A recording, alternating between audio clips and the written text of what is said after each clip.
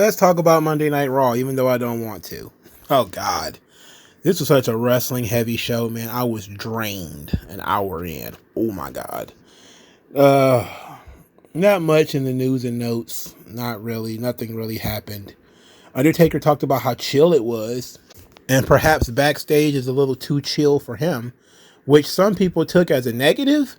Because, look, okay, so here's what happened. I'm not going to read the entire piece. Undertaker talked about how chill it was backstage, how Triple H runs a calm show, and usually, backstage for WWE events are chaotic because Vince is a maniac and basically had people walking around on eggshells and all this kind of stuff. You know the story. And now Triple H doesn't even raise his voice. He doesn't yell at people. The young talent, they listen. They do their best. Everybody is very chill, and he says, like, man, I'm not used to this. A little too calm for me, a little too calm for my liking. And we get just tons of social media of people saying, yeah, there's not enough rapes and guns and drugs and wrestlers court, for the old man. The one thing that he said that might have been misconstrued is he says to him it felt like they didn't care enough. But then he says, but it's not that. It's just an atmosphere. So he's not saying that as it's a negative. He's saying Triple H runs a pretty loose ship where everybody gets to just, chill out, and they're not, a lot of anxiety and all this kind of stuff floating around and he even says in the, I guess whatever they're clipping, I guess it was his podcast, that, the show used to be chaotic under Vince, and if something was going wrong, you knew Vince was going to chew your ass out, but Triple H doesn't even raise his voice at people. So he's basically just talking about how different it is. He's just talking about how different it is, and everybody's losing their mind.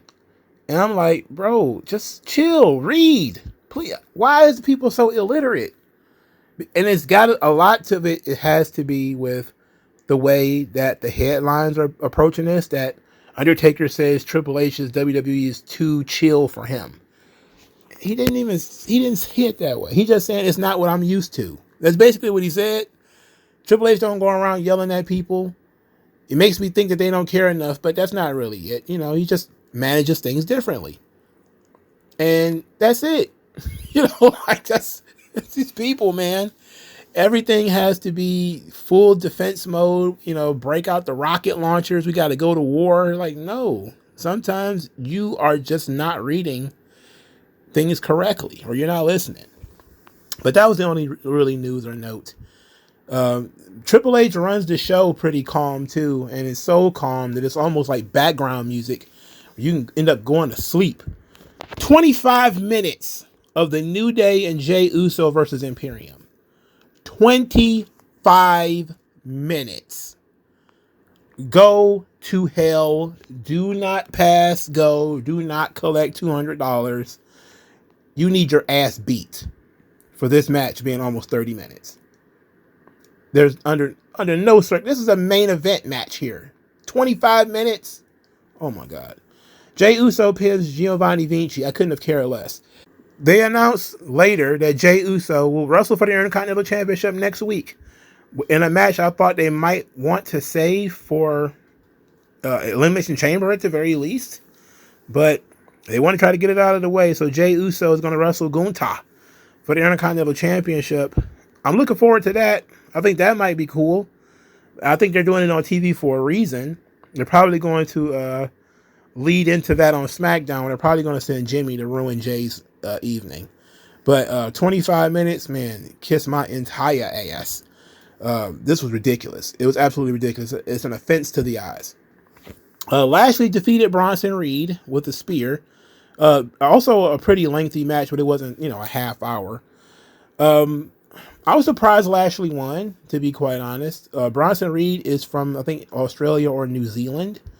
And for him to have an opportunity to wrestle in Elimination Chamber in his home country, it's not going to happen. But then you see later on that they're going to have last chance battle royals for the girls. So they're definitely going to have a last chance battle royal for the guys. And Bronson Reed will probably win that. In the other qualifying match, LA Knight defeated Ivar. I mean, come on. What did you think was going to happen? Get out of here. Andrade Idolo. He says he loves this business. Had the first match at 13, became champion. Talked about coming to WWE, becoming a champion. He left 3 years ago to remind himself who he was, but now he knows who he is, and he's back, and the direction is here. They had him cut the promo in English, which I was surprised by. I'd have thought they gave him the subtitle treatment, but they wanted him to cut the promo in English. Accent, I really had a problem understanding them. I just want Andrade, because I've been a fan of Andrade for a long time. I was a fan of him in NXT. I thought he had the potential to absolutely surpass Alberto Del Rio as a WWE champion. The guy has all the tools necessary. He can't talk, though. That's just him being a foreigner.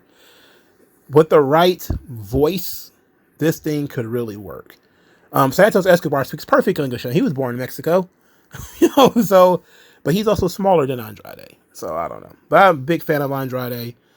I would hope that Jey Uso getting a championship match next week means that Gunther is open for WrestleMania, and we can have Andrade versus Gunther. Because I would love that. That would be amazing. As far as a work rate match for the Intercontinental title, that would rule, wouldn't it? Andrade versus Gunther? I would like that. Okay.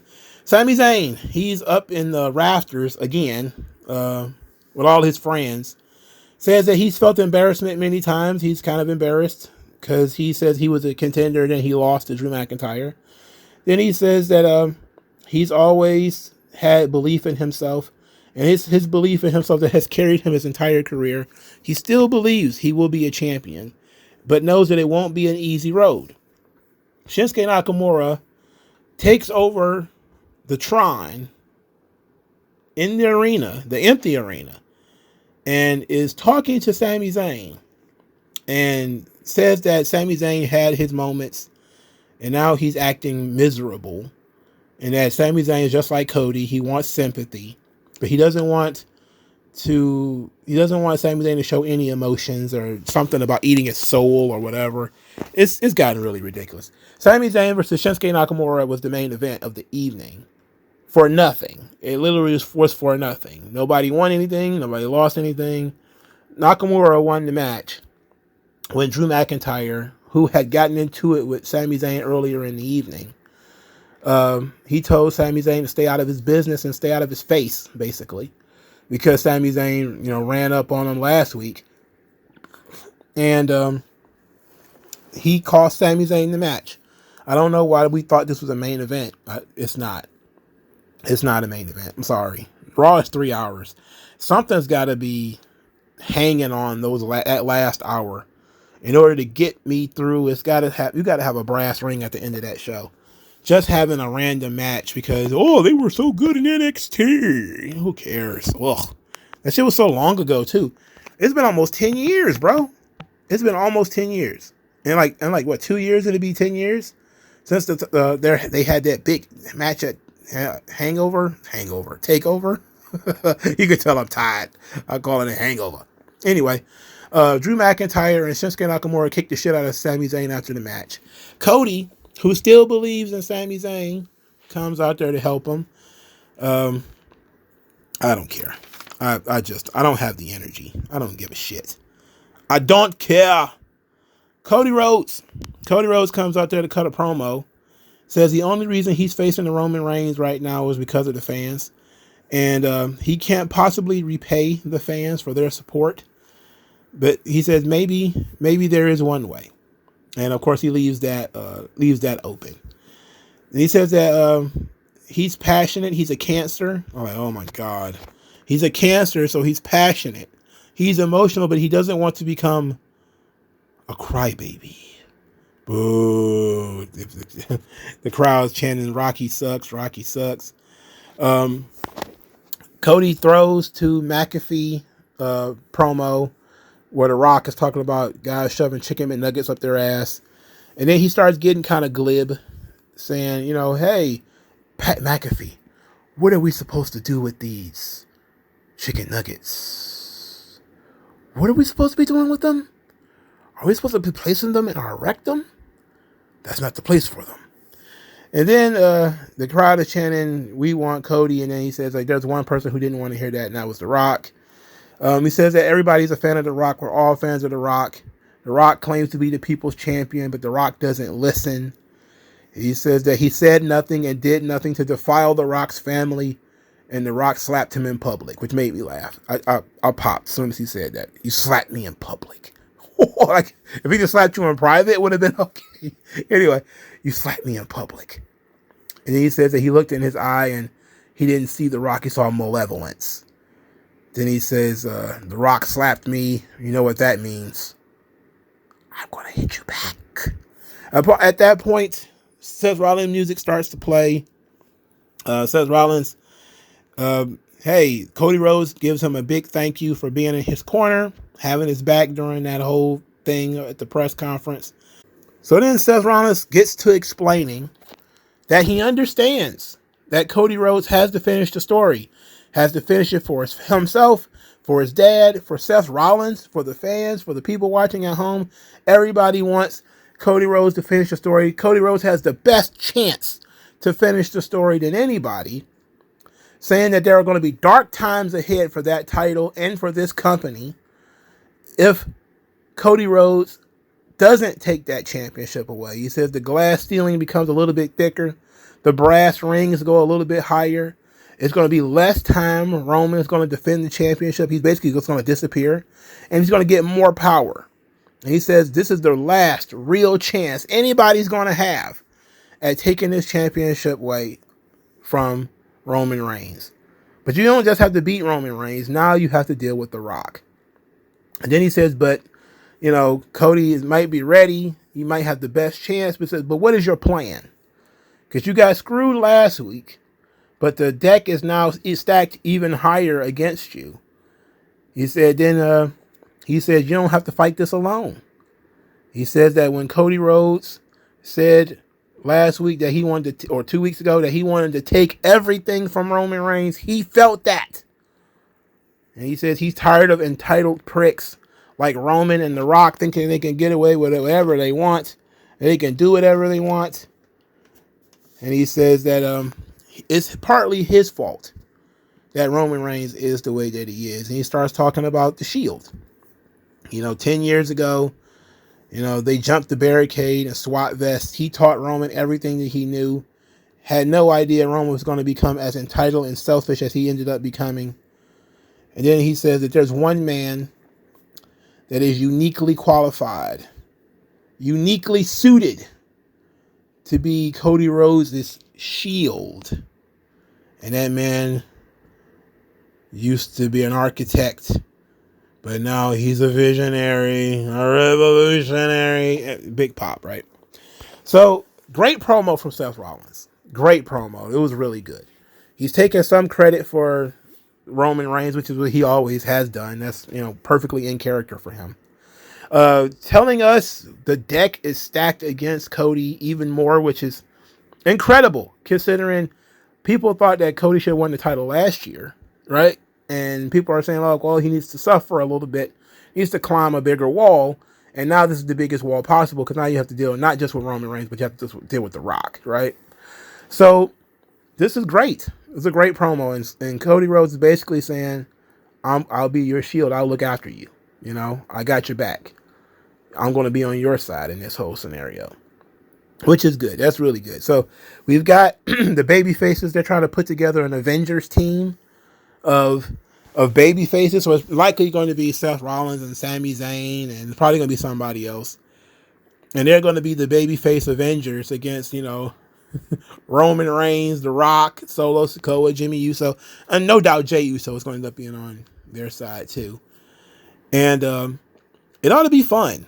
You know, it ought to be fun. So Cody is Captain America, and Roman, I guess, is Thanos, and the surrounded by the Black Order. That was the name of Thanos' troops, by the way. It was called the Black Order. I know people don't remember that, but that's what it was. But it could be fun. It could be fun. This was a great segment. You know, it was really good. A lot of people criticized it because it did not discuss why Cody backed off his championship match 2 weeks ago where he didn't want to wrestle at the WrestleMania. He wants to fight Roman Reigns, but not at WrestleMania, and he gave it over to The Rock. We still haven't explained that. They just moved on, man. They pivoted. It's crazy. Like, that thing got such... Here's the thing about storytelling. There are certain things in stories that you can't ignore. You know, there are certain elements of the story that you can kind of ignore. That's not one of them. You know, like something where this guy worked his entire life to get to this point and then just gave it up for no reason and then took it back virtually for no reason. Everybody's going to be asking questions. Why would you do that? I don't understand why they can't plug that hole up. Like, it's an unnecessary pothole in your story. Just plug it in with some garbage. You know, it doesn't matter what it is. This is about as bad as when Shane McMahon kept calling Braun Strowman stupid. And I'm like, why is he doing that? You know, like, why? Why are you calling him stupid? Why are you two fighting? And it was almost like it was a secret. I think to this day, we don't know why they was doing that stuff. It was like, you're stupid. You're a big dumb idiot, Braun Strowman. It was like, why? Why is he a big dumb idiot? Why are you calling him names? You just decided to pick him out of a hat and just start making fun of him that day? For what? Whatever. But this story has big old gigantic plot hole in it and they refuse to fill it. All right, third match on the show. Liv Morgan defeated Zoe Stark. Liv Morgan cringe. The Liv Morgan Revenge Tour. She's still coming out. She's still smiling and twirling and all this kind of stuff. Zoe Stark has no personality whatsoever, but she's got moves. Liv Morgan has personality, but she is not smooth in the ring. Not smooth. You could actually see Zoe Stark walking through this thing. She could do this match with her eyes closed. She has talent in the ring, but just she looks like Kermit the Frog. Anyway, R-Truth is with Judgment Day, and they tell him once again he's not a member of Judgment Day after he says that JD McDonough is not a member of Judgment Day. So Damian Priest says there's going to be an execution tonight. R-Truth calls somebody frantically on the phone as Judgment Day is in the ring waiting for him. They have the match. JD McDonough wins. I hate this. I hate it. Oh my God. They're dictating so much time for this. R-Truth then gets jumped by the Judgment Day after the match. And then DIY show up with some chairs and they chase him off. Oh my word. Oh my God. God damn it. As much as I like R-Truth, man, come on. JD McDonough, please. Anyway, and DIY, ugh. After this, R-Truth thinks that DIY is DX. And he thinks that Johnny Gargano is Shawn Michaels. And Tommaso Ciampa is Triple H. And I say, even if they could have sat in that sauna for 25 years, they would not have gotten small enough to be Johnny Gargano and Tommaso Ciampa. Come on, man. Ain't enough drugs in the world. Look, you can be as comedic as you want, but it's not absurd enough. You know, like, there's Looney Tunes levels of absurdity that can be funny. Like, sometimes things are so absurd they're funny, but then there's things that are so absurd that you're like, man, you've broken the barrier of comedy to that's just not even within the realm of human, conception. That's what this shit is. Thinking that you can mix up DX and DIY, that's just not possible. Not possible. With the big baldy right here, you think Triple H had a baldy? That motherfucker ain't never got he got a bald head now, I guess. But he's like literally 5'7", and Triple H is like 6'4", like even hunched over. He's much bigger than Tommaso Ciampa. Come on, man. It's just ridiculous. All right, let's talk about Becky Lynch real quick. So Becky Lynch, I'm going to say this before we get into her promo. She's skinny. She's very skinny. Why is she so skinny? Did this just occur? Am I just not noticing how skinny Becky Lynch is? But she seems to have lost a lot of weight over the last, year or so. She seems very frail now. She's not quite Crypt Keeper levels, where, like Cher. That's kind of like how Charlotte is sometimes. She's not that skinny, but she's pretty skinny. Like, I mean, I think maybe she overdid it after having the baby. Anyway, Becky Lynch talks about how much she loves the business. That she's been in the business. She was 15. She's obsessed with it. The business gave her a husband, gave her a family, but it also took away opportunities to go to weddings. And she missed her own father's funeral. And she had to have tough convos with her 3-year-old about injuries and weird other things that are going on here. Says that the kid's going to see the brutality that her mom is capable of, and that, you know, she's obsessed with being the champion. She said she wanted to do a toast, so she got a cup of lemonade from what it looks like, and had everybody else toast with popcorn or just put their fist up. And says that Rhea Ripley should enjoy her last few weeks as champion. So the Jaxosaurus comes out and says about how she respects Becky Lynch, and that if her mom was half the mom that Becky Lynch was, then she just kind of stopped and started fake crying and saying that one day she's going to be a mom, and she hopes to be a mom as great as Becky Lynch. And, you know, she knows that Becky Lynch is going to win Elimination Chamber because nothing's going to stop her. Just like nothing's going to stop Nia from winning the women's world title. Rhea Ripley marches out there, the Jaxosaurus and Rhea Ripley get into a fight in which the Jaxosaurus actually starts winning the fight. She ends up crushing both Rhea Ripley and Becky Lynch into the corner. And then there's some somewhat inadvertent cooperation between Rhea Ripley and Becky Lynch to get Nia Jax outside the ring. Rhea starts screaming that Nia Jax is going to have to kill her in order to take this title. And I don't get why she's a face now. I don't get why. Judgment Day just jumped R-Truth. They're clearly heels. Why is Rhea Ripley a face now? How are we going to get her back into that heel group? Are we thinking about this, or do we not care? Because it seems like we don't care. And if we just don't care, we can just throw our hands up and not give a shit, you know, and just leave it at that. Drew McIntyre talked about physically pushing Cody into the match with Roman, and he's doing things the right way, the Drew way, as he says. And he says that for Cody Rhodes, he's going to have a match with next week, Cody Rhodes should avoid 2 things: 1, facing him one-on-one, and 2, being in his prayers. And much like CM Punk. He's still going hard on the CM Punk injury, which I like. I don't know why Drew McIntyre and Cody Rhodes needs to fight. Why they need to have a match. Like, you just booked this guy to main event WrestleMania. He don't need to have a match on TV. He just don't. And I know Cody wants to be a workhorse, but why run the risk? Like, CM Punk got hurt. You're not using Brock for whatever reason. There's a bunch of other things going on.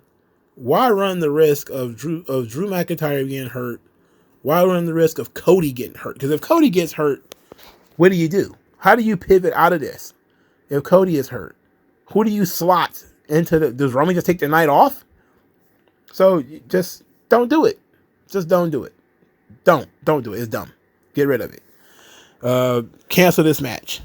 Cody should not wrestle again until WrestleMania. Roman ain't wrestling until WrestleMania. Make sure to protect your main event. Okay. The last thing is the Last Chance Battle Royal. Indy Hartwell wants to be in it because she wants to wrestle in her home country full of giraffes and kangaroos. I want Indy Hartwell unemployed because she sucks. And she could take Candice LeRae with her. She also sucks. But Chelsea Green, she's very good. She comes in and she complains that she shouldn't have to be in the Last Chance Battle Royal. She should have a one-on-one match because she's, you know, better than everybody else. She's a champion, even though she's a former champion. She gets threatened by Shayna Baszler. Adam Pearce continues to tell her that he is management. She doesn't believe him. And she's going to go tell real management, whoever that is. I'm guessing that's Nick Aldis. Real management, whoever is going to give her what she wants. I love Chelsea Green. Chelsea Green was on the Chris Van Vliet show, and she talked about, you know, trying to do things to make people feel and get people to react, and it's not all about winning and losing. And I was like, yeah, she gets it. She understands. She understands this here business. Like she loses a lot on television, but there's a lot of potential in Chelsea Green as a character, and there's a role for her on the show for sure. I love me some Chelsea Green. She's very good. This show was very dry though. I mean, it's super dry. Interestingly enough, the one person who was missing on this show, who almost never misses on this show, is Chad Gable. And he ended up, I think he made a statement that he wants to wrestle Gunther at WrestleMania. And I thought to myself, like, yeah, that's probably what you should do. You had the guy go out there and swear on his children that he's going to beat Gunther and win the Intercontinental title. You probably should make good on that. You probably should. Now, if given the choice between Andrade and Chad Gable, my personal decision would be Andrade, but that's because I'm an Andrade fan. From a storyline perspective, however, Chad Gable is a better opponent. But Chad Gable, for some reason, is not anywhere near this conversation of being an Intercontinental Champion. He hasn't won a match since that thing happened, has he? I think that if you don't have a problem, if you have a problem figuring out who Gunther should wrestle, it should be Chad Gable. And you should go back to, see, Gable should never have been off TV all this time. He should have still been working and wrestling and mentioning that he wants to get back to wrestling Gunther. Because now it seems very random if he ends up back in the title picture. But you could start working on that now, where, you know, he kind of starts getting back into the picture. To me, that's the best option. In terms of a big WrestleMania moment, especially for night one, that is seemingly not going to have, it's going to have women's championships probably, but a crowning achievement, Chad Gable winning the Intercontinental title could be great. It could be amazing. It could be very good.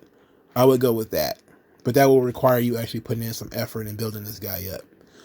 But I'll be fine if it's Andrade too. I just think the storyline is already in place for Chad Gable. We can't go a week without Ivar, for Christ's sake. I mean, we just need Ivar in our diet. Michael Cole is still flipping out about antlers, which is actually kind of funny, because he thinks that the antlers have like magic powers, like they keep losing because they don't have them. But nobody cares about Valhalla. Nobody gives a rat's anus about Valhalla for real. I'm so tired of the New Day. I don't know what to do. I just had to deal with them for 25 minutes. Man, please stop it. Why would you do that to us? What did we do to deserve 25 minutes of New Day? All right.